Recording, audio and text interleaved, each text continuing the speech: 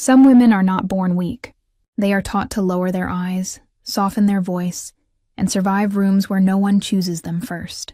They learn to smile through insults, carry pain quietly, and heal others while no one asks who heals them. But a woman who has been ignored her whole life hears danger faster than beauty ever could. Clara Bennett had always been the kind of nurse people underestimated. Until one night, her gentle heart became the only warning a ruthless man had left. Clara Bennett learned to be quiet before she learned to be brave. Not because she was born quiet. As a child, she had been the kind of little girl who asked too many questions, laughed too loudly, and ran through the house with her hair falling loose from its braid. She used to sing while helping her mother fold laundry. She used to dance barefoot in the kitchen whenever rain tapped against the windows. She used to believe that if a person was kind enough, the world would eventually become kind back. Then she grew older, softer, rounder, and people began teaching her the price of taking up space. At school, girls whispered when she changed for gym. Boys made jokes about her lunch tray. Teachers called her sweet when they meant harmless, and helpful when they needed someone to carry boxes, clean after class, or comfort the child everyone else ignored. Clara learned that if she smiled before people mocked her, the insult hurt a little less. She learned to laugh with them before they could laugh at her. She learned to lower her eyes because looking hurt made cruel people feel powerful. Her father hated that softness most of all. Martin Bennett was not violent in the way neighbors reported. He did not break furniture. He did not come home drunk every night screaming at the walls. He was worse in quieter ways. He believed disappointment should be delivered calmly, like a lesson. He believed daughters should be pretty enough to marry well, thin enough to be admired, obedient enough not to embarrass a family. Clara was none of those things in his eyes. "You have your mother's softness," he would say, looking at her like it was a stain. "That world will eat girls like you." Her mother, Elaine, would reach for Clara's hand under the table and squeeze it once. Not enough to challenge him, just enough to say, "I hear you. I see you. Hold on." Elaine Bennett was the first person who taught Clara that love could be gentle and still strong. She worked as a home health aide, caring for elderly patients whose own families rarely visited. She came home exhausted, smelling faintly of antiseptic and lavender soap. But she never forgot to ask Clara how her day had been. When Clara cried because a boy at school had called her too big to be pretty, Elaine sat beside her on the bed and brushed hair from her face. "Pretty is not rent, baby," she said. "Pretty does not keep someone alive. Pretty does not sit beside a sick person at 3 a.m. Do not build your worth on something cruel people can measure with their eyes." Clara believed her mother because Elaine's hands were proof. Those hands fed people, washed people, turned weak bodies gently so bed sores would not form, held dying hands when families arrived too late. Clara watched her mother care for strangers with a patience that looked almost holy, and she thought, that is what I want to become. Not beautiful in the way men choose first, useful in the way pain remembers. Then Elaine got sick. At first it was tiredness, then bruises, then appointments Clara was not allowed to attend. Then one night Clara woke to the sound of her mother vomiting in the bathroom and found her father standing in the hallway, frozen, angry at the fear he could not control. Cancer entered their house like winter. Clara was 16 when she became more nurse than daughter. She learned medication times before she learned how to drive. She learned how to change sheets without waking a sleeping patient. She learned how to read pain from breathing, how to warm soup until the smell did not cause nausea, how to smile when her mother asked if she looked terrible. She learned that the body speaks even when the mouth says, "I'm fine." Her father spent less time at home. He said hospitals made him uncomfortable. He said he had to work. He said he could not watch Elaine disappear. Clara watched anyway. On the last good day her mother had, Elaine called her close and touched her cheek. "Listen to people nobody else listens to," she whispered. Clara cried silently because she already understood this was a goodbye disguised as advice. Elaine died before spring. After the funeral, the house changed. Her father did not cry where Clara could see. He packed Elaine's clothes within a week. He sold her nursing books, except for one Clara hid under her mattress. He removed every photograph from the living room because he said grief should not be displayed like decoration. Clara became the display instead. Every time Martin looked at her, he saw the woman he had lost, and the daughter he had never understood. He hated that Clara wanted nursing school. He said hospitals had stolen her mother and would steal her too. He said she was choosing a life of wiping other people's messes because she did not believe she deserved better. Maybe he was half right. Clara did not believe she deserved better, but she did believe people deserved someone beside them when pain made them ugly. At 19, Clara got accepted into a nursing program with partial financial aid. She came home holding the letter like it was a miracle. Her father read it once, then placed it on the table. "You'll fail," he said. Clara stood very still. "You're too soft, too emotional. Patients will manipulate you. Doctors will ignore you. Men will laugh at you. And girls like you always think kindness is enough." Clara heard her mother's voice inside her. "Pretty is not rent, baby." "I'm going," Clara said. Martin looked at her body, her cheap dress, her shaking hands. "No man will choose a woman who looks like you and works like a servant," he said. "At least if you stayed home you would not embarrass yourself in public." Something inside Clara cracked that night, but it did not break the way he expected. It opened. She packed 2 bags. Her mother's nursing book went at the bottom of the first. A photograph of Elaine went into the pocket of the second. Her father did not stop her when she left. He only stood at the door and said, "Do not come back crying." Clara did cry. She cried on the bus. She cried in the dorm bathroom. She cried during her first week of clinical training when an instructor told her she moved too slowly. She cried quietly, privately, and then she learned to keep going with swollen eyes and steady hands. Nursing school did not become her escape. It became her battlefield. The thin, pretty girls were sent to reception practice first because they looked presentable. Clara was sent to difficult patients because she was comforting. When a heavy patient needed turning, someone called Clara. When an angry family member needed calming, someone called Clara. When a dementia patient slapped a student and everyone backed away, Clara sat beside him and noticed he kept reaching for a watch that was not there. She found it in his bedside drawer and placed it in his palm. He stopped shouting. "You got lucky," another student said. Clara did not answer. Luck had nothing to do with listening. Years later, at Chicago Mercy Hospital, people still underestimated Clara Bennett. They called her dependable, sweet, gentle, soft.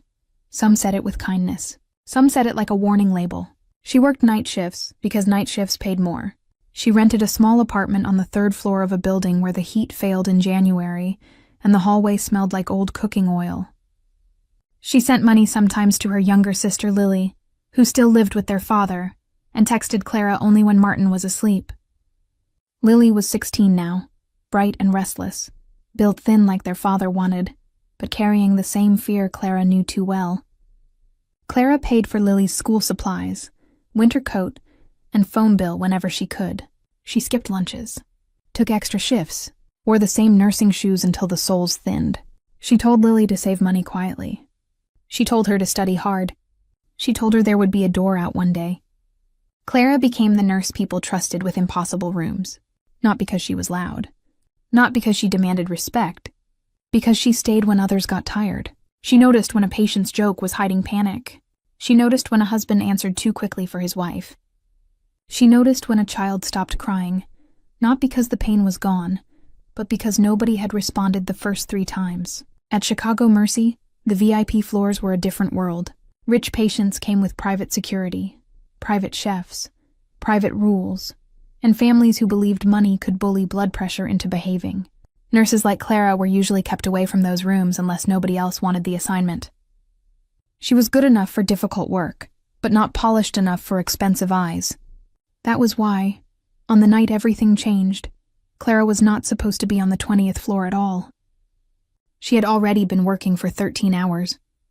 Her shift had started before sunrise with an elderly patient who kept confusing her for his dead wife and asking why the house was so cold. Then a teenager came out of surgery crying for his mother.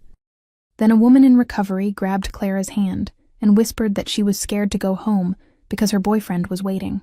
Clara stayed 5 minutes past her break to call social services, then missed lunch completely. By 8 that evening, her feet ached so badly she had stopped feeling individual toes. Her hair had slipped from its bun, her scrub top pulled at the waist because the laundry service had shrunk it again, and the supply room never had her size. In the staff bathroom mirror, she looked tired, round-faced, pale under the fluorescent lights. Behind her, 2 younger nurses came in laughing. They stopped when they saw her, then continued in the careful fake way people used when they had already been speaking about you. VIP floor is a nightmare tonight, one said, applying lip gloss. The Mafia guy? The other asked. Dante Falco. They said he threw a guard into a wall. Of course he did. Men like that should be treated at prison hospitals. I heard they asked for extra nurses. I'm not going near him. The first nurse glanced at Clara through the mirror. Maybe Clara can do it. She's good with angry patients. The other laughed. Because they don't see her as a threat. Clara washed her hands slowly. There had been a time when words like that would have sent her into a stall to breathe through tears. Now they only settled somewhere old and familiar, not painless, just known. Her pager buzzed before she could leave. Recovery nurse needed. 20th floor, VIP suite. Immediate support. Clara looked at the message. One nurse muttered, "Good luck." Clara dried her hands, straightened her scrub top, and whispered under her breath, "Stand up." Then she went. The service elevator took forever to reach the 20th floor. As it climbed, Clara reviewed what little she had overheard. Dante Falco, convoy attack. Head wound, throat trauma, refusing care. The city whispered his name like a curse. Some called him a criminal. Some called him a king. Clara had no interest in either version. To her, every patient became the same when blood touched sheets. Human, fragile, afraid in ways they rarely admitted. The elevator doors opened. The first thing Clara heard was not a monitor alarm, not a doctor's order, and not a patient crying for help. It was the sound of 3 grown men being thrown out of a hospital room. One crashed into the wall hard enough to knock a framed certificate crooked. Another stumbled backward, clutching his wrist, his black suit jacket torn at the sleeve. The third came out with both hands raised, eyes wide, saying, "Boss, please," as if the man inside was standing over him with a gun instead of lying injured in a hospital bed. Clara stopped with a medication tray in her hands. The corridor outside the VIP suite was packed with men in dark suits.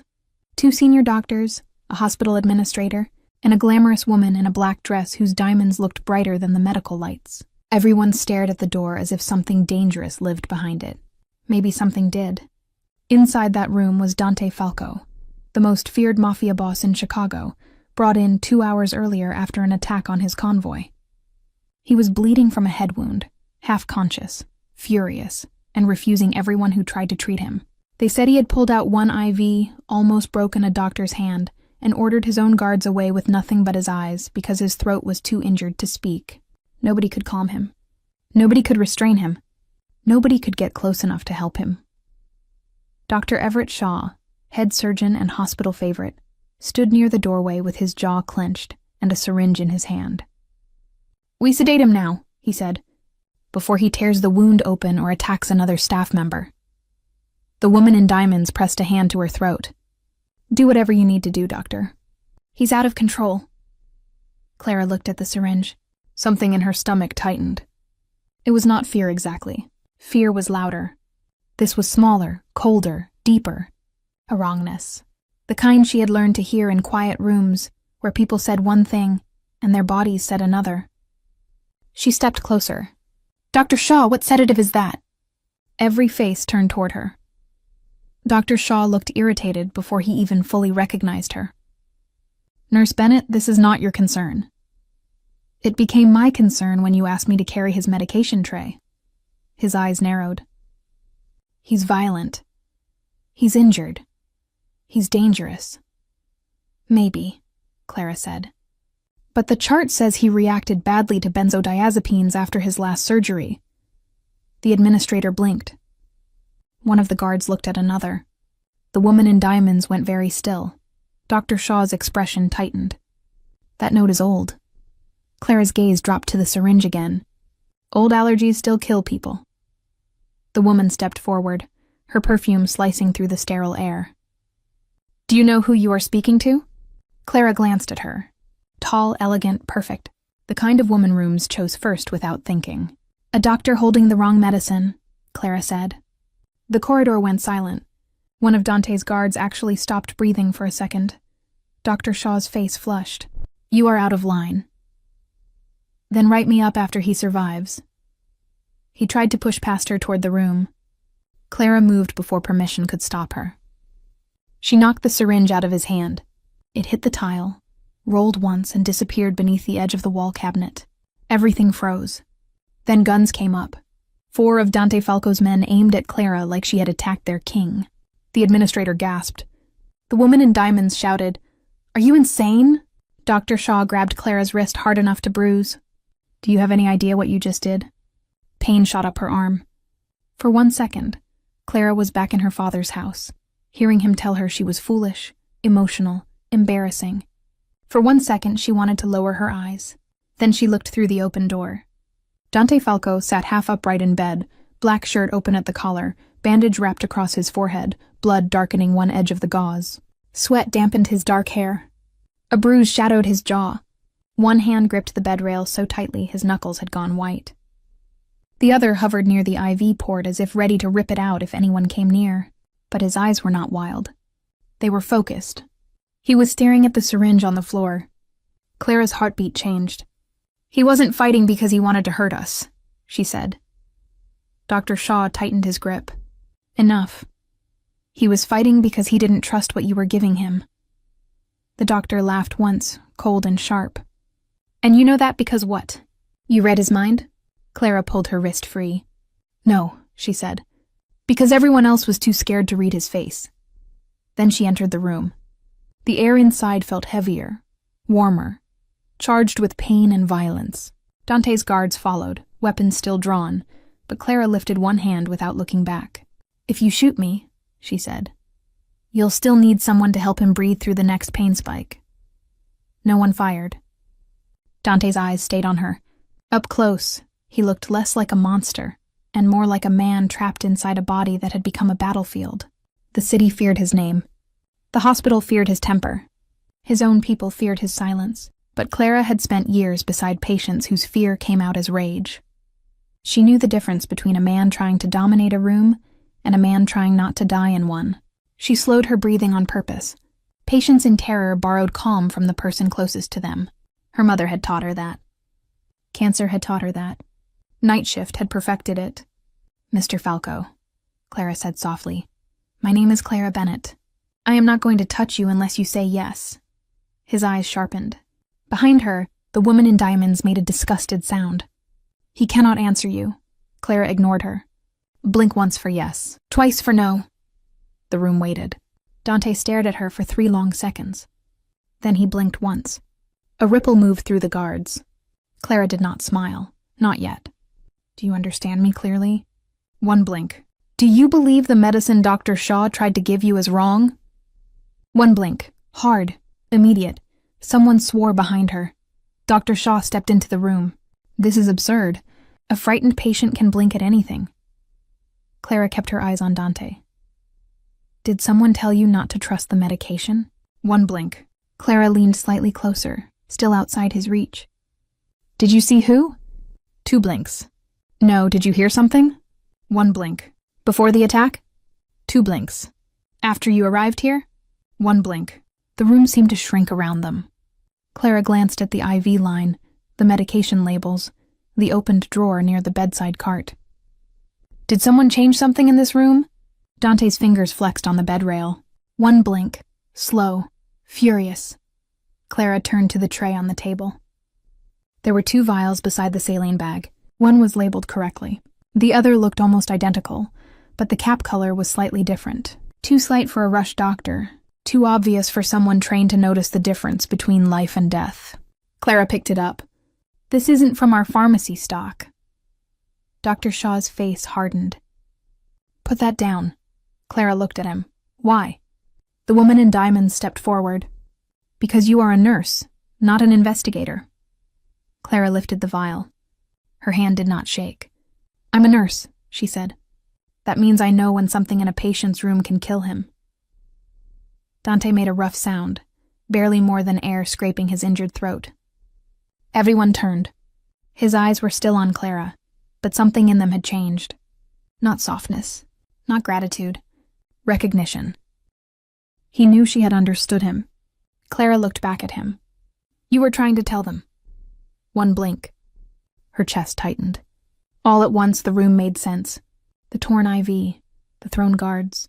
The refusal, the rage. They had looked at him and seen a violent Mafia boss. Clara had looked at him and seen a trapped patient with no voice. Dr. Shaw reached for the vial, but one of Dante's guards moved between them. "Nobody touches that," the guard said. Dr. Shaw's eyes flashed. "This is a hospital." "Then act like it," Clara said. The words were out before fear could stop them. The glamorous woman stared at her like she had slapped someone. "Do you know who I am?"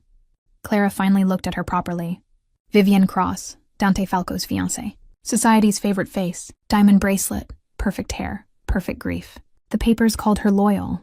The hospital donors called her generous. Everyone said she had stood beside Dante through his recovery after a previous accident 6 months ago, the one that left him with nerve damage in one leg and a temper the tabloids called uncontrollable. But Vivian's concern did not reach her eyes. Her eyes were on the vial.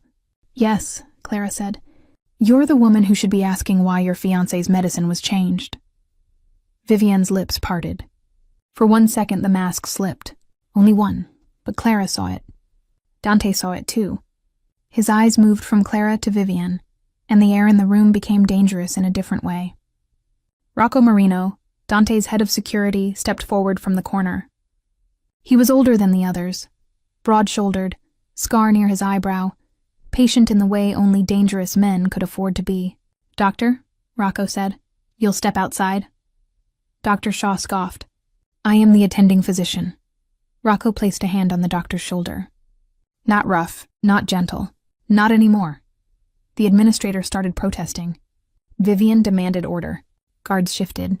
But Dante lifted one hand from the bed rail, barely 2 inches, and the entire room obeyed the movement before he even pointed.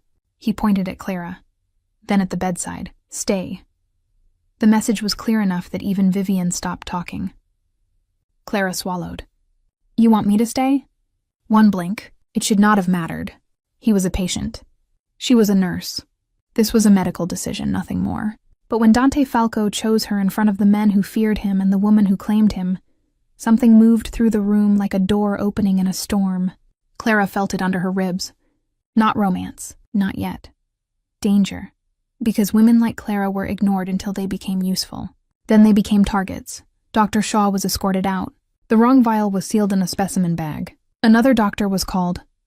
A woman named Dr. Meera Patel, who arrived with tired eyes, steady hands, and no patience for rich people turning medicine into theater. Clara gave the report quickly and professionally, even though her wrist ached where Dr. Shaw had grabbed her. Dr. Patel listened, checked Dante's chart, then looked at the vial and went very still. "Nurse Bennett," she said, "you were right to stop the injection." Vivian's face tightened.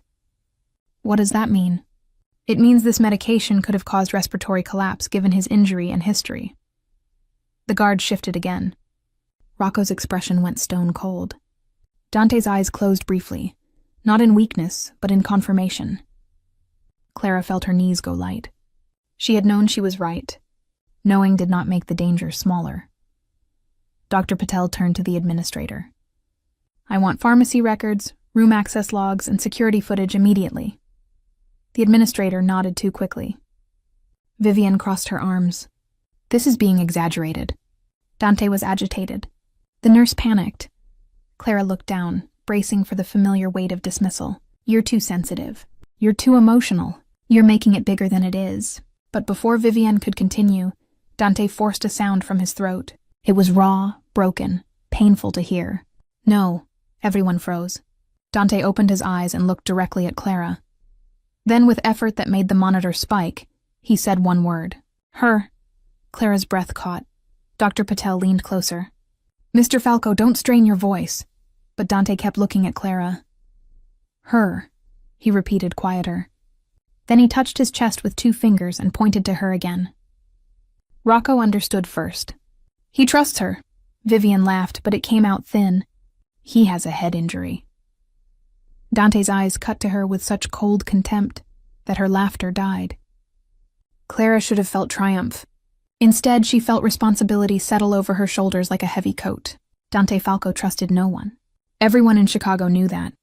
Yet here he was, injured, trapped, surrounded by doctors and guards and betrayal. choosing the nurse everyone had dismissed before she entered the room. Dr. Patel gave Clara a measured look. "Can you stay with him through the next assessment?" Clara nodded. "Yes." The administrator cleared his throat. Nurse Bennett was assigned to recovery. "She may not be authorized for VIP." Dante's monitor spiked again as his hand tightened on the sheet. Rocco looked at the administrator. "Authorize her." The administrator swallowed. "Of course." Vivian's face went still. Not angry now, calculating. Clara saw it and felt a chill. She had not just saved a patient. She had stepped into a war she did not understand. For the next hour, Clara stayed at Dante's bedside while Dr. Patel cleaned the wound, adjusted his oxygen, and replaced the medication orders. Dante refused to let anyone else near the IV port unless Clara checked the label first. It embarrassed her at first, the way everyone waited for her approval, but she forced herself to focus. Patient first, panic later. When Dr. Patel needed him to lift his arm, Clara asked. When he had to turn his head, Clara explained why. When pain crossed his face like a blade, Clara told him to count her breaths. "In," she said quietly. "Hold out good again." Dante obeyed her. Not easily, not softly, but he obeyed. The guards watched like they were seeing a miracle. Rocco stood by the door, arms folded, eyes moving between Clara and every person who entered. Vivian paced near the window, pretending concern while checking her phone too often. Clara noticed. She noticed everything when she was scared. At 9:03 p.m., Dr. Patel finally stepped back. "He's stable for now. No unnecessary visitors. No sedatives without my approval. No medication changes unless 2 staff members verify." Clara nodded. "I'll update the chart. And get your wrist checked." Clara looked down. 4 red finger marks circled her skin where Dr. Shaw had grabbed her. She tugged her sleeve down. "It's nothing." Dante made a sound. Clara looked at him. His eyes were on her wrist. She smiled automatically, the smile she used when patients worried about her instead of themselves. "It's fine." Dante's gaze sharpened. He had no voice left for questions, but his expression spoke clearly. Clara almost laughed. "Don't look at me like that. You're the one with a head wound." His eyes did not move. The smile faded from her face. She pulled her sleeve lower. "I'm used to people grabbing harder than they mean to." Something dark passed through his eyes. Not suspicion. Anger. For her. Clara looked away first. She did not know what to do with that. Men had looked at her many ways in her life. Through her, past her, down at her. Sometimes at the body they found too much or not enough depending on their cruelty. Dante Falco looked at her like a bruise on her wrist was an offense against the order of the world. It unsettled her more than his rage. When the room finally quieted, Clara stepped to the counter to wash her hands. Her reflection in the window showed a woman in a white uniform too tight around the waist, hair escaping her bun, cheeks flushed, eyes tired. Behind her in the bed, Dante watched her reflection. Not in the way men watched women they thought they could own. He watched like he was memorizing the person who had hurt him when no one else did. "You should sleep," she said without turning. He blinked twice. "No. You're impossible." One blink. Yes. Clara shook her head despite herself. A tiny smile touched her mouth. Dante saw it, and for the first time since she entered the room, some of the violence in his face eased. The change was so small no one else might have noticed. Clara noticed. Rocco did too. Vivian definitely did. At 9:40 p.m., Vivian approached the bed with a softer voice. "Dante, darling, you need rest." "I'll stay tonight." Dante's eyes moved to her. No warmth. Vivian reached for his hand. He pulled it away. The rejection was small but public. Vivian froze. Clara pretended to check the monitor, but the room felt suddenly too sharp. "You're upset," Vivian said. "That's understandable after what happened." Dante looked at Clara, then back at Vivian. His message was clear. Leave. Vivian's smile trembled. "You don't mean that." Dante lifted one finger toward the door. Rocco stepped forward. "Miss Cross." Her eyes flashed. "I am his fiancée." Rocco's voice remained respectful. "And he is asking you to leave." Vivian looked around the room, searching for support. The administrator avoided her eyes. Dr. Patel reviewed the chart. Clara stood still, wishing she could become invisible again. Vivian's gaze landed on her and stayed. This is because of her. Clara's stomach tightened. Dante's monitor beeped faster. No, Clara said softly, before Dante could strain himself. Vivian blinked. Excuse me? Clara turned from the monitor. Her hands were steady now, though she did not know how. This is because someone tried to give him the wrong medication. This is because he was ignored when he tried to warn you. This is because he is a patient, not a problem to be managed for your convenience. Vivian's face went cold. You have no idea what you've stepped into. Probably not, Clara admitted. But I know what I stepped between. The two women stared at each other. Then Dante's hand moved across the blanket, slow and heavy, until his fingers touched the edge of Clara's sleeve. Not grabbing, not pulling, just touching the fabric once to get her attention. Clara looked down. His eyes met hers. There was pain in them, and warning, and something that looked almost like apology, as if he knew Vivian would aim at her now, as if he regretted that his trust had made her visible to dangerous people. Clara understood. She had spent her whole life visible only when someone wanted to mock her, dismiss her, or use her. This was different. This was dangerous. But it was also the first time being seen had felt like it mattered. Vivian left, with her heels striking the floor like small threats. The door closed behind her. For several seconds, nobody spoke. Then Rocco quietly ordered 2 guards to follow her, 2 to secure pharmacy, and 1 to find Dr. Shaw. The hospital administrator suddenly remembered urgent calls he needed to make. Dr. Patel left to review lab access with pharmacy. Finally, the room held only Dante, Clara, and 1 guard outside the door. Clara adjusted the blanket around Dante's arm. You scared everyone tonight. His eyes moved to her wrist again. She sighed. You're not going to let that go, are you? 1 blink. It's just a wrist. His stare hardened. Fine. I'll let Dr. Patel look at it later. 1 blink. Clara sat in the chair beside the bed because her feet had started to ache, and the adrenaline was fading. The minute she sat, exhaustion found her. She had been on shift since 6 that morning. Before that, she had taken Lily to school, argued with the landlord about the heat, paid half of an overdue utility bill, and skipped lunch because the cafeteria prices had gone up again. Life did not pause because a Mafia boss had chosen her. It never had. Dante watched her struggle not to yawn. Clara noticed and straightened. Sorry, his brow furrowed. Habit, she said, apologizing for being tired. He blinked once, slowly, as if he understood more than she wanted him to. Clara looked at the monitor instead of his face. People think nursing is mostly medicine. It isn't, it's listening. Patients tell you things without words all the time. Their breathing changes. Their hands move. Their eyes go to what scares them. You were looking at the syringe like it was a gun. Dante's fingers shifted on the blanket. Clara looked back at him. That's how I knew. He studied her, and the air between them settled into something strangely quiet. Not safe exactly. Dante Falco could never be called safe, but honest. For the first time that night, he did not look like a monster no one could handle. He looked like a man who had been surrounded by people and still left unheard. Clara's voice softened. You were not hard to handle, Mr. Falco. They were just too scared to listen. His eyes changed. The sentence reached him somewhere deeper than pain. He closed his eyes, and for a moment Clara thought he might finally sleep. Then he opened them again and with effort whispered, Name. Clara leaned closer. Your name? A faint irritation crossed his face.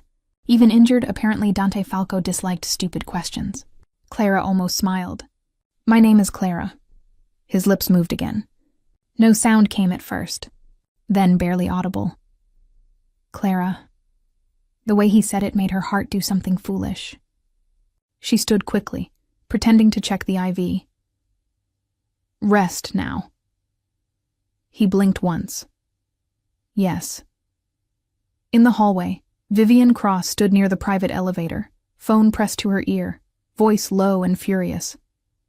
The nurse ruined it, she said. No, he's not dead. He's awake enough to refuse me. Find Shaw before Rocco does, and listen carefully. If that chubby little saint stays in his room tonight, Dante may start remembering what happened before the crash. She paused, listening. Then her face hardened. Then make sure he remembers it wrong. What Vivian did not know was that the hospital's VIP corridor had more than security cameras.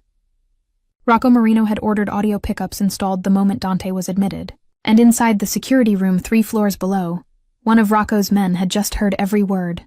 By 10:18 p.m., Clara Bennett had become the most important woman in the hospital, and she had no idea.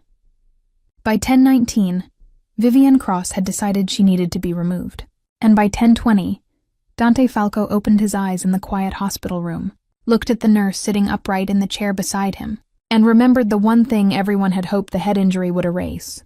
Before the convoy exploded, before blood filled his eyes, before the world became sirens and broken glass, he had heard Vivian's voice through the car speaker saying, "Make sure he signs before he wakes up." Dante's fingers curled slowly around the blanket. The monitor beeped faster. Clara stirred, instantly awake. "Mr. Falco?" He looked at her, and she saw the change. Not pain, not confusion, memory. "What is it?" she whispered. Dante forced his injured throat to work. One word came out, rough and dangerous. "Vivian." Clara stood. "What about her?" Dante's eyes moved to the door, then back to Clara. He lifted one shaking hand and pointed to the chart table where the sealed wrong vial sat in an evidence bag. Then he pointed toward the hallway where Vivian had gone. Clara understood too late. The woman who had stood at his bedside pretending fear had not been afraid for him. She had been afraid he would survive. Clara reached for the call button. Before her finger touched it, the lights in the room flickered once. Then the monitor screen went black.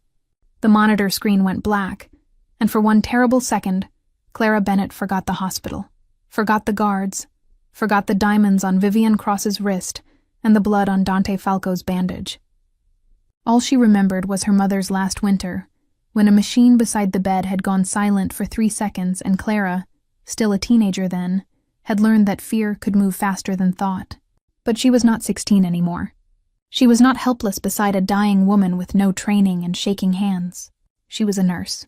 Fear hit first, sharp and cold, but training moved faster. Clara dropped the call button, grabbed the small flashlight clipped to her badge, and turned it on as the VIP room sank into emergency red light. Dante's oxygen line hissed once, then stopped. His chest rose unevenly. The backup battery on the monitor should have started.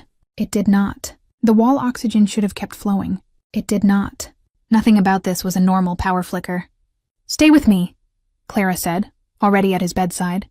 Dante's eyes were open, furious and aware, but his breathing had changed, shallow now, scraping through his injured throat.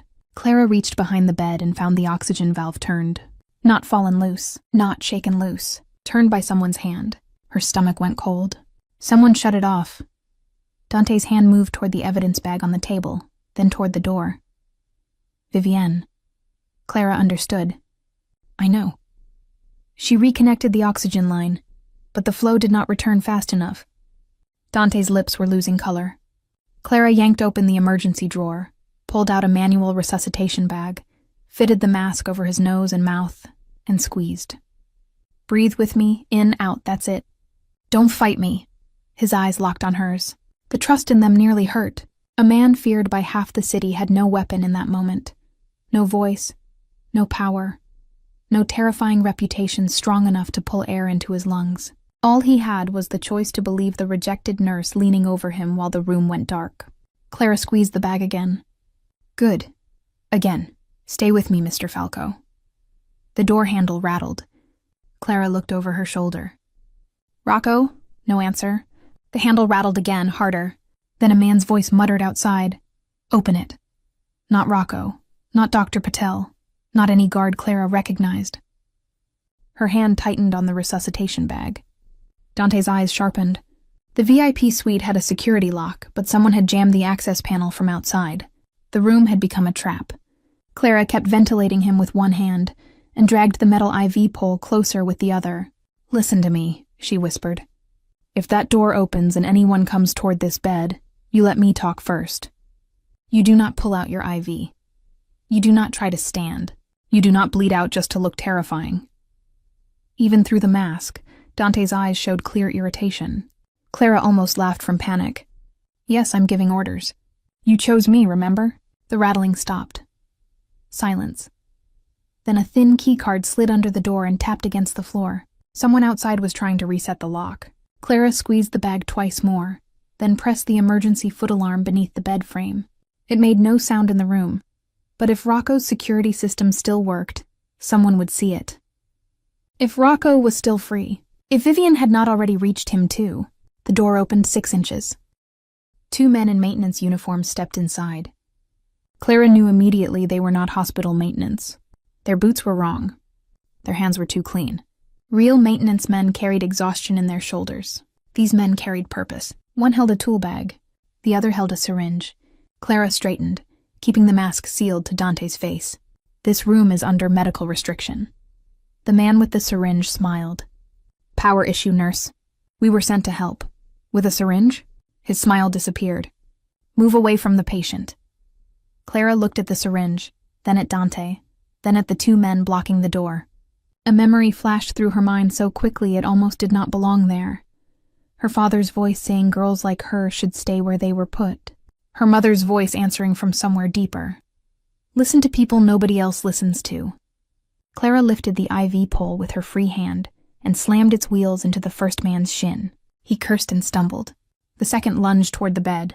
Dante moved faster than an injured man should have, catching the man's wrist with one hand. It cost him. Pain ripped across his face, but his grip held long enough for Clara to swing the metal pole again. It struck the man's shoulder, not enough to break him, enough to stop him. The syringe flew from his hand and skidded beneath the bed. Then the door crashed open. Rocco came in like a storm, 2 guards behind him, gun drawn, face black with rage. Down! Clara ducked over Dante, shielding the mask and his chest with her own body. The fake maintenance men hit the floor within seconds. One tried to reach for something at his ankle. Rocco stepped on his wrist, hard. Don't. The lights flickered back on. The monitor rebooted with a shriek. Dante's oxygen flow stabilized. Clara kept squeezing the bag until Dr. Patel rushed in with 2 nurses and took over the airway assessment. What happened? Dr. Patel demanded. Clara's voice came out breathless but clear. Oxygen valve manually turned off. Monitor battery disabled. 2 men entered with an unknown syringe. Rocco held up the syringe in a gloved hand. Make that 3 wrong medications tonight. Dante tried to pull the mask away. Clara caught his hand. No, you speak later. You breathe now. He glared at her. She glared back. For some reason, Rocco looked like he wanted to smile and murder someone at the same time. Dr. Patel checked Dante's pupils. Pulse, wound, oxygen saturation, then looked at Clara with respect that felt heavier than praise. You kept him oxygenated manually? Clara nodded. He was dropping. Good work. 2 words. That was all. But Clara almost broke under them. Not because she needed applause. She had lived too long without it. Because good work sounded like someone finally writing her name correctly on the world. She had been called sweet, soft, dependable, useful. She had been the nurse people sent into difficult rooms because they knew she would not complain. But good work, spoken in the middle of danger by someone who understood what almost happened, felt like her mother squeezing her hand under the table again. Dante's hand found the edge of her sleeve, weak but deliberate. Clara looked down. His eyes said what his throat could not. You saved me, again, she swallowed. Don't make a habit of needing it. His eyes softened for one brief second, then moved to Rocco. Rocco understood. We have Vivian's call recorded, he said. She said the nurse ruined it. She told someone to find Shaw before I did. She also said if Clara stayed in your room tonight, you might start remembering what happened before the crash. Dante closed his eyes. Memory tightened his face. Clara stayed beside him, still holding the mask near in case his breathing changed again. Dr. Patel turned to Rocco. Where is Miss Cross now? Gone from the floor. My men are searching. The administrator arrived behind her, sweating through his collar. This is unacceptable. Armed men, assaults, unapproved security recordings. Rocco turned slowly. The administrator stopped talking. Clara should have felt satisfied. She did not. Her body had started shaking now that the worst seconds had passed. Her wrist throbbed. Her knees felt weak. Her heart would not slow down. She set the manual bag on the tray and stepped back. Dante noticed immediately. His hand lifted barely. Stay. Clara shook her head. I need a minute. His eyes narrowed. A minute, she repeated, softer. I promise. She stepped into the hallway before anyone could stop her and leaned against the wall outside the room. The corridor was too bright, too clean, too crowded with people pretending the hospital had not almost become a murder scene. Clara pressed both hands over her face and tried to breathe quietly.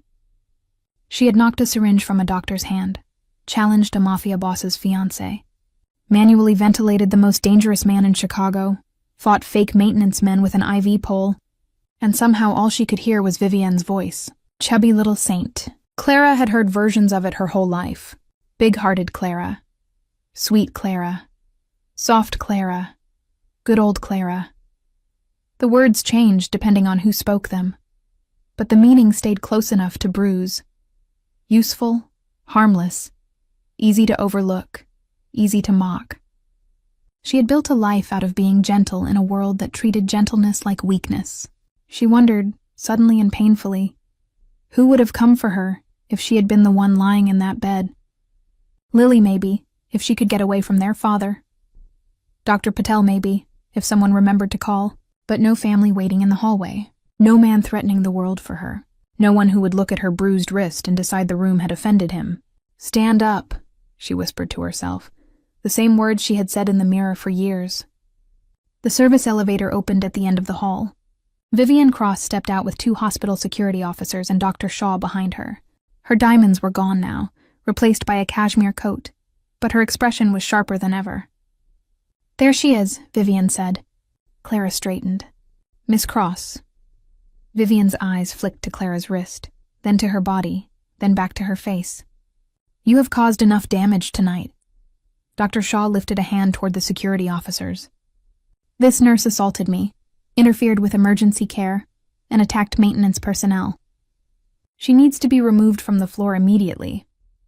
Clara stared at him. Those men were not maintenance. You are not qualified to make that determination, he snapped. I am qualified to recognize a syringe in a tool bag.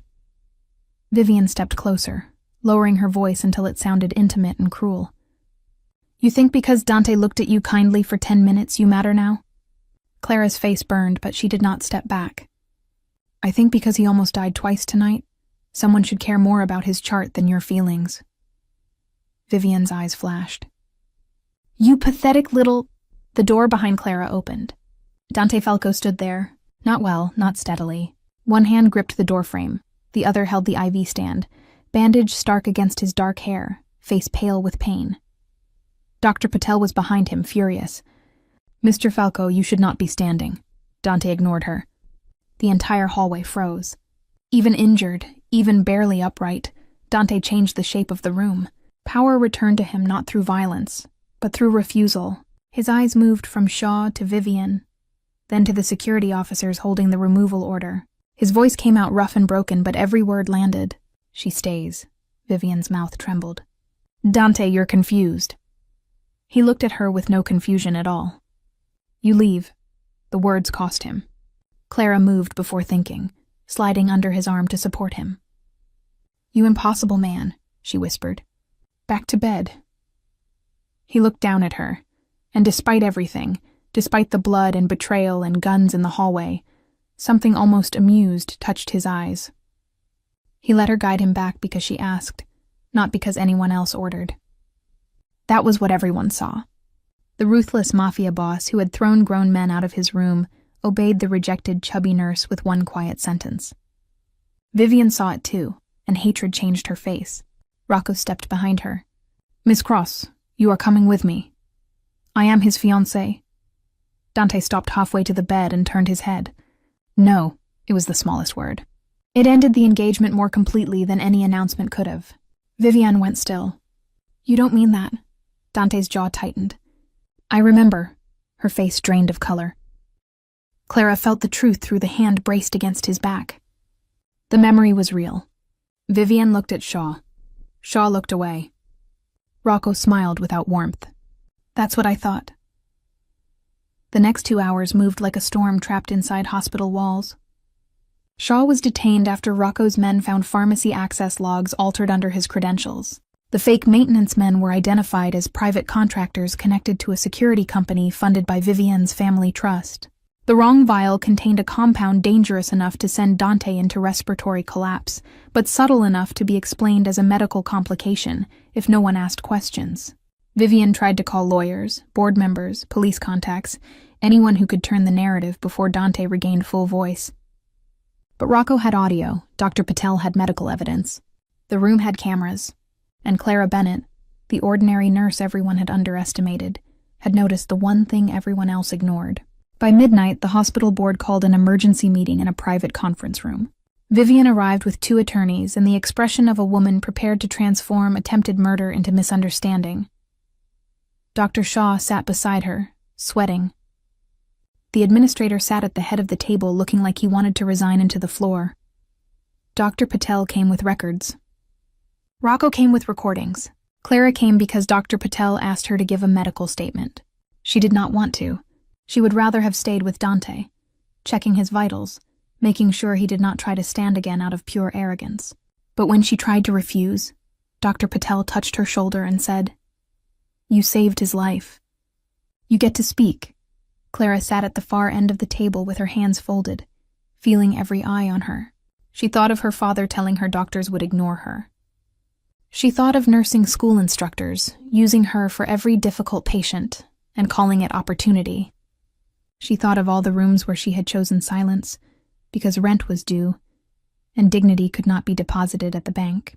Vivienne's attorney began smoothly. "We are all grateful for Nurse Bennett's concern, but concern does not justify reckless interference. A patient with Mr. Falco's history can become combative. Dr. Shaw acted within emergency discretion." Clara listened. She recognized language designed to bury truth under calm words. The attorney continued. As for Miss Cross, she was distressed. Her fiancé was injured. Any private statements made in fear should not be twisted into accusations. Rocco leaned back, unimpressed. Dr. Patel opened the medical chart. The sedative Dr. Shaw attempted to administer was contraindicated. Shaw snapped, based on an outdated note. Clara spoke before she could talk herself out of it. Allergy histories do not expire because a doctor is inconvenienced. The room turned to her. Her voice shook, but she kept going. The patient resisted treatment after noticing changes in his medication setup. He was unable to speak clearly due to throat trauma and pain. His behavior was interpreted as aggression instead of communication. When I established a blink response, he confirmed concern about the medication. Vivienne's mouth curved. A blink response. How scientific? Clara looked at her. More scientific than guessing he was violent because his name scared you. A quiet sound came from Rocco that might have been approval. Vivienne's eyes hardened. Careful, nurse. Clara's hands tightened. No, I have been careful all night. Careful with his airway. Careful with his medication. Careful not to say what everyone keeps avoiding. Someone tried to make a patient look uncontrollable so no one would question why he died under sedation. The room went dead silent. Shaw stood. This is slander. The door opened. Dante entered in a wheelchair pushed by one of Rocco's men, an oxygen line still under his nose, Dr. Patel already rising to protest. He had no business being there. His face was pale, his wound freshly dressed, his body still fighting shock and pain. But his eyes were clear. Clara stood immediately. You should be in bed. Dante looked at her. Later. That is not a medical plan. His mouth twitched. It is mine. She almost scolded him in front of everyone, then realized the hospital board was staring at them as if watching thunder answer rain. Dante turned to the table. Proceed. Vivienne's face softened instantly, a mask sliding into place. Dante, darling, you should not be here. They are upsetting you. He looked at her until the mask cracked. You said make sure I sign before I wake up. The attorney froze. Shaw looked at Vivienne. The administrator whispered, Sign what? Rocco placed a folder on the table. Inside were documents recovered from Shaw's office and Vivienne's purse. Emergency medical proxy forms, estate access authorizations, temporary voting control over Falco holdings in the event of incapacity, and a private marriage license application scheduled to be filed the following morning. Clara stared at the papers, horror rising slowly. Vivienne had not wanted Dante dead immediately. She had wanted him sedated, confused, legally captured, alive enough to sign and too weak to remember. If he died after, grief would finish the paperwork. Dante's voice scraped but held. She needed me unable to speak. Shaw gave her that. His eyes moved to Clara. Clara gave me back my voice. Clara looked down because the sentence was too much. Vivienne stood so fast her chair hit the wall. I stayed beside you for 6 months after the accident. Dante's gaze was merciless. You stayed beside my accounts. I managed your care. You managed access. You would have destroyed yourself without me. Dante looked at Clara. Maybe. Then back to Vivienne. But she saved me without owning me. Vivienne's face twisted. Her? You are choosing that nurse over me? Dante's eyes moved slowly over the table, over board members, lawyers, doctor, administrator, the woman who thought beauty and money could make cruelty elegant. I am choosing the woman who listened when all of you tried to silence me. The sentence settled into Clara's chest like a hand over her heart. Vivienne laughed, ugly now, all public grace gone. She is nothing. A night nurse with a cheap uniform and a body people laugh at behind her back. You think she loves you? She loves that you finally looked at her. Clara flinched before she could stop herself.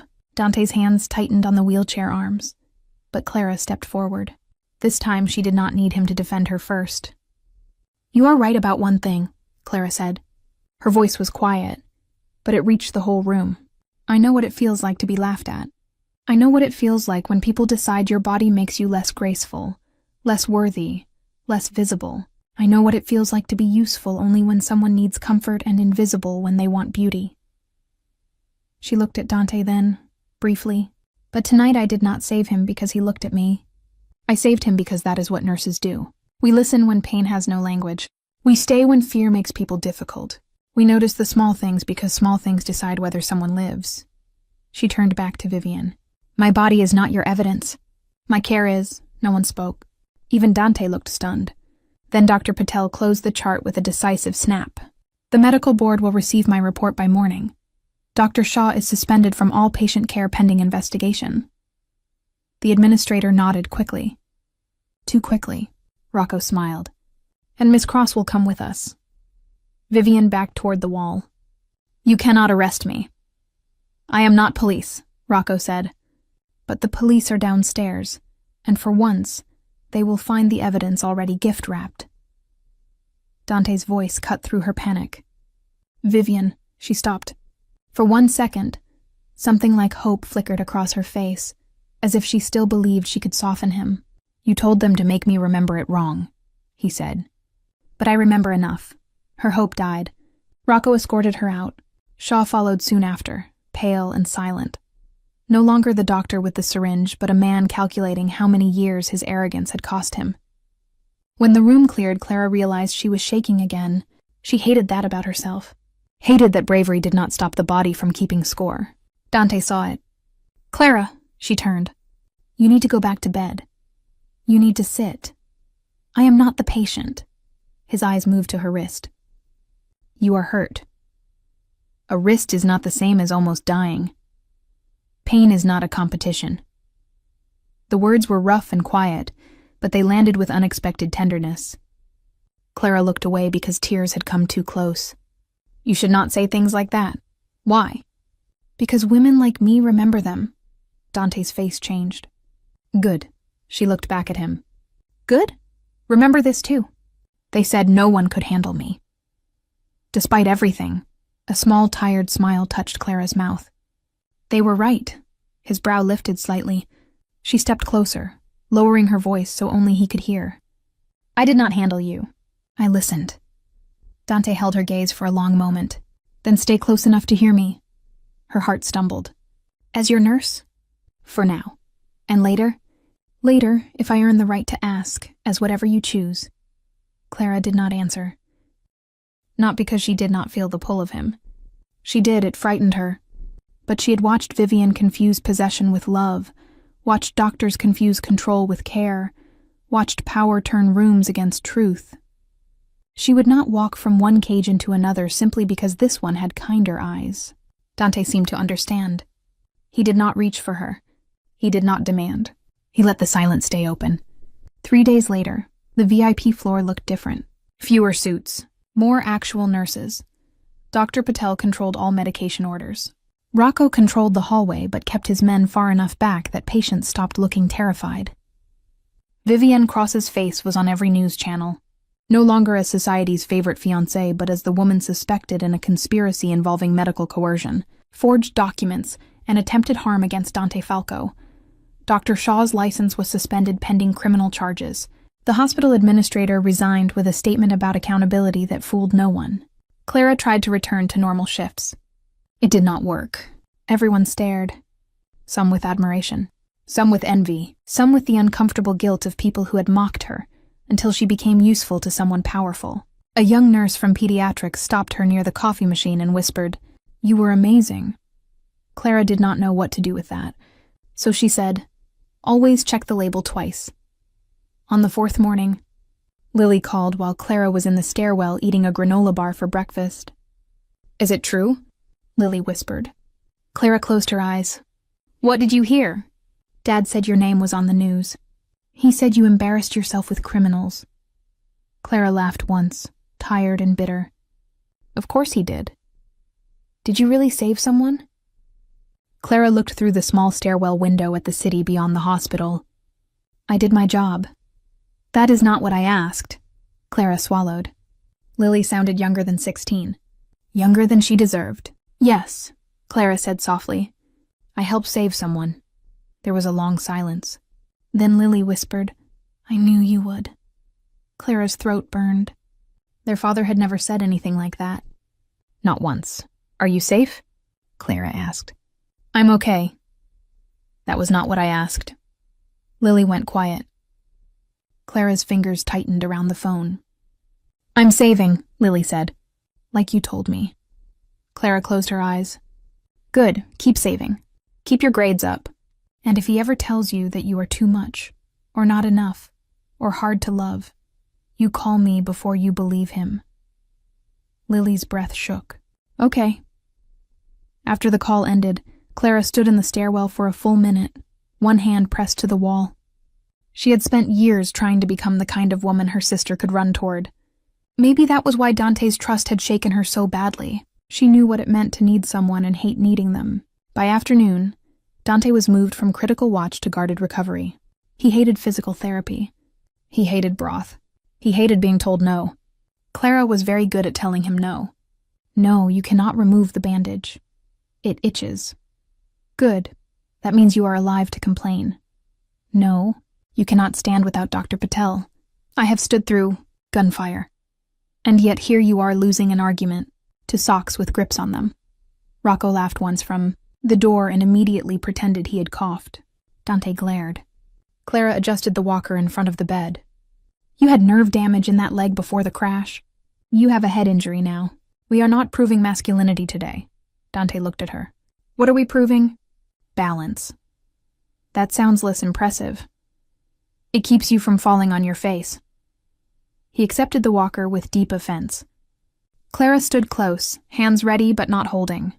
"Small step." Dante moved his injured leg forward. Pain flashed across his face, but he did it. One step, then another half step.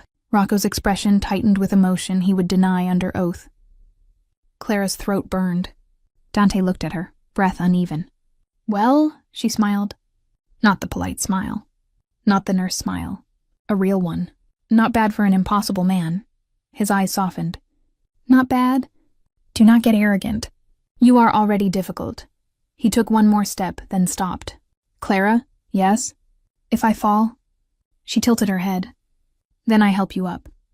"Not call 6 guards?" "Only if you are dramatic about it." For the first time, Dante Falco laughed. It was rough, brief, and painful enough that he winced immediately afterward, but it was real. Everyone in the room heard it. Rocco looked at the floor. Clara looked at Dante. Something inside her loosened. That evening, when her shift ended, Clara found Dante waiting near the nurse's station in a wheelchair, coat over his shoulders, Rocco behind him carrying a small paper bag. "You escaped," Clara said. "I was discharged to controlled movement." "That sounds like escape with paperwork." Dante held out the bag. Inside was a sandwich from the cafeteria and a small chocolate pudding cup. You skipped lunch. Clara stared at it. How do you know? You apologize when you are tired and get quiet when you are hungry. That is unsettlingly observant. You taught me to listen. Clara looked down at the bag, then back at him. I do not want to be bought, Mr. Falco. It is a sandwich, Clara. For men like you, sandwiches can become contracts. Dante absorbed that seriously. Then he placed the bag on the counter between them and moved his hands back to the wheelchair arms. Then no contract. If you want it, eat. If you do not, Rocco will. Rocco nodded. I will. Clara laughed before she could stop herself. Dante watched the sound like it was a sunrise. Thank you, she said quietly.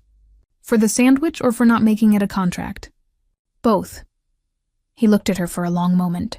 My house has a medical wing. Dr. Patel will supervise my recovery there. I would like you to be part of the team. Clara's smile faded.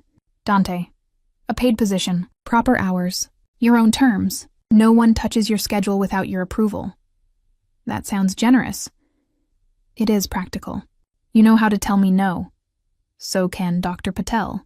She enjoys it less. Clara folded her arms. And if I say no, then I will attend therapy here and pretend not to hate every replacement nurse. That is manipulative. That is honest. She studied him. For all his power, he looked almost nervous. Not because he feared rejection the way ordinary men did, but because he had made himself ask instead of command. That mattered. I will think about it, Clara said. Dante nodded. Good. And if I agree, it is as your nurse. Not your possession, not your secret, not your charity project. His eyes held hers. I do not want a possession. What do you want? The question surprised them both. Dante answered slowly. A chance to become someone you do not have to protect yourself from. Clara's eyes stung. She looked away first. The next morning, the entire 20th floor woke to a sight no one expected. Dante Falco, the man nobody could handle, sat quietly at the nurse's station while Clara finished charting. No guards crowded her. No fiancé hovered. No doctor dismissed her. Dante waited with a coffee in one hand, and patience he was clearly still learning in the other. Clara glanced up. You are early. You said therapy at 8. It is 7:40. I am respecting your time aggressively. She smiled despite herself. That is not a phrase. It is now. Clara closed the chart and stood. Ready? Dante looked at the walker beside him, then at her. No, she blinked. No? No one could handle me, he said. That is what they kept saying. Clara softened. They were scared. So was I. The honesty was quiet enough that only she heard. Her heart shifted. Dante continued. When I could not speak, they called me violent. When I fought, they called me impossible. You called me a patient. Clara's voice went gentle. You were. And when I was afraid, you did not look away. Neither did you. He looked at her wrist, now fading to yellow. I should have protected you from all this. You were unconscious for most of it. Still. No, Clara said. Do not take credit for my courage just because you wish I had not needed it. Dante stared at her, then slowly nodded. Fair. She held out the walker. Now stand, he groaned. You ruin beautiful moments. I save them from becoming speeches. Dante took the walker. He pushed himself up with effort, jaw tight, one leg unsteady, pride bruised worse than his body. Clara stayed beside him, not holding unless needed. One step, then another. At the window, morning light filled the VIP floor. The city beyond the glass looked almost clean. Dante stopped after 5 steps, breathing hard. Clara watched him carefully. Pain? Yes. Dizziness? No. Ego injury? Severe, she laughed. He looked at her again the way he had in the dark room, like she was the first sound he had heard clearly after years of noise. For 3 more days, Clara tried to tell herself that what lived between them was only gratitude. Gratitude could look like warmth. Trauma could imitate attachment. A powerful man almost dying could mistake survival for love. And a woman who had been lonely too long could mistake being seen for being chosen. Clara knew these things because she had watched patients cling to anyone who sat beside them in pain, She had watched families promise forever in hospital rooms and forget the promise once the machines stopped beeping. So when Dante's recovery improved, when his voice returned in rough pieces, when his steps grew steadier and his eyes followed her with a quietness that felt more dangerous than any gun, Clara began planning to leave. Not dramatically, not with tears. She requested a transfer back to recovery. She told Dr. Patel it was better for professional boundaries. She told Rocco Dante needed nurses who did not come with public scandal attached. She told Lily on the phone that sometimes the safest thing a woman could do was walk away before a dream learned how to hurt her. But she did not tell anyone the real reason. The real reason was this. Clara had fallen in love with Dante Falco, and she did not know how to survive the moment he realized he could have someone better.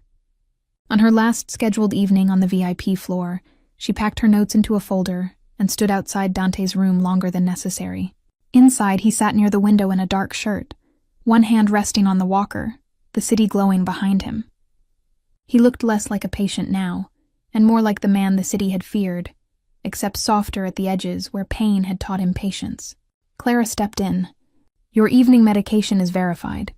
Dr. Patel will check on you before discharge planning tomorrow." Dante looked up.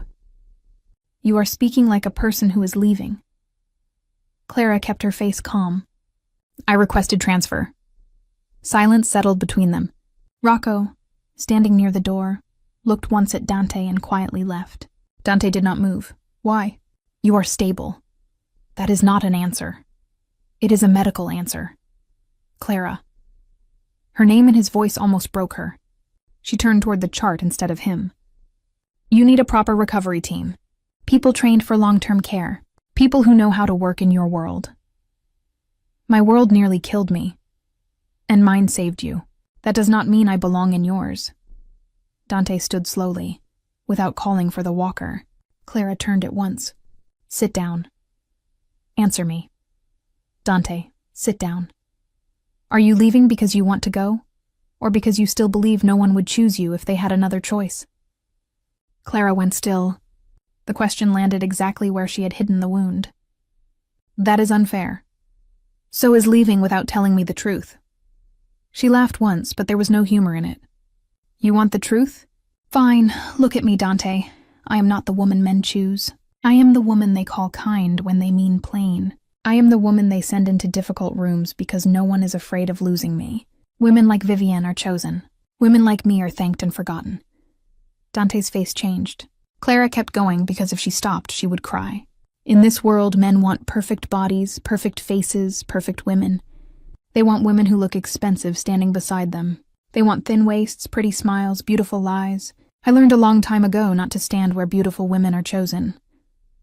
Dante took one painful step toward her. "Then stand where I can see you, because I am tired of beautiful lies. I want the truth that saved me." Clara shook her head. "You say that now because I saved your life." "No. Yes, you were hurt. You were betrayed. I was there. That is not love. That is survival." Dante's eyes hardened, not with anger at her, but with the pain of being misunderstood by the one person he wanted most to understand him. "You think I do not know the difference between owing someone and loving them?" Clara's voice broke. "I think men like you can have anyone. And I think the world was cruel enough to make you believe that means I should want anyone but you."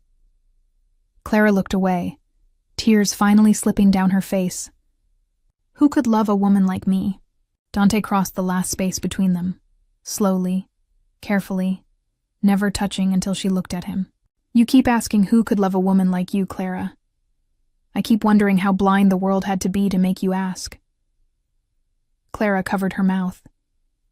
The words hit her harder than any insult ever had, because kindness was harder to defend against than cruelty. Dante's voice lowered. "I did not fall in love with the body the world mocked. I fell in love with the woman who walked into a room full of guns and still chose mercy. I fell in love with the nurse who heard me when I had no voice. I fell in love with the woman who told a mafia boss no and made him want to become worthy of yes." Clara cried silently, shaking her head. "I am scared." "Good," Dante said softly. "So am I." She looked at him through tears. "You?" "I have survived bullets, betrayal, prison threats, men who smiled while planning my death. None of them frighten me like wanting something I cannot command. His hand lifted, then stopped in the air between them. Waiting. Asking. Clara looked at that hand. A man like Dante Falco had spent his whole life taking rooms by force. But here he was, asking permission to touch a woman who still could not believe she was worth choosing. Slowly, Clara placed her hand in his. Dante held it as if it were something sacred. Not fragile, not weak, but sacred. "I will not be your possession," she whispered. "Never. I will not be hidden. Never.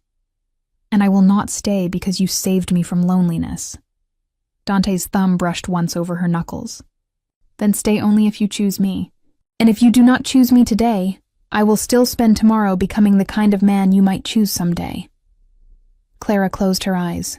In her memory, her mother's voice returned, gentle as a hand under the table. Listen to people nobody else listens to. For years, Clara had thought that meant patients, strangers, frightened people in hospital beds. Now she understood it also meant herself. Her own heart had been speaking for days, quietly, carefully, terrified of being mocked. Dante had heard it before she was brave enough to answer. Clara opened her eyes. "One step," she said. Dante blinked. "What?" A trembling smile touched her mouth. "That is what I tell you in therapy.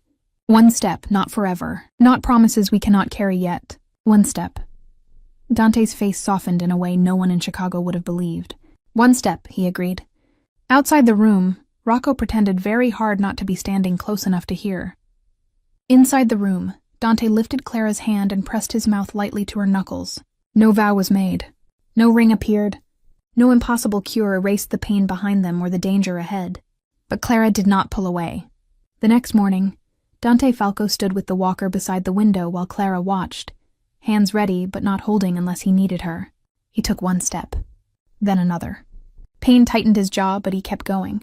Clara moved beside him, not behind him, not beneath him, beside him. At the fifth step, he stopped and looked at her. "Clara," he said, voice rough but steady. "Stay close enough to hear me." She stepped nearer, not promising too much, not running from what she felt. "Keep giving me something worth listening to." Dante nodded. Outside the glass, morning light spread over Chicago. Inside the room, the most feared Mafia boss in the city took another step because the rejected nurse beside him believed he could. And Clara Bennett, who had spent her life being told she was too soft for a hard world, finally understood the truth her mother had tried to leave inside her. Soft things were not weak. Soft hands could stop poison. Soft voices could command monsters. Soft hearts could walk into rooms full of guns and still choose mercy. Dante reached the chair and lowered himself carefully. Clara handed him water. Their fingers brushed. Neither pulled away quickly this time. He had not fallen in love because she fixed him. He had fallen because she listened when everyone else tried to control him. And Clara, against every warning she had ever given herself, began to believe that maybe the most dangerous man in Chicago was not the man she needed to run from. Maybe he was the one who had finally learned to wait until she chose to stay.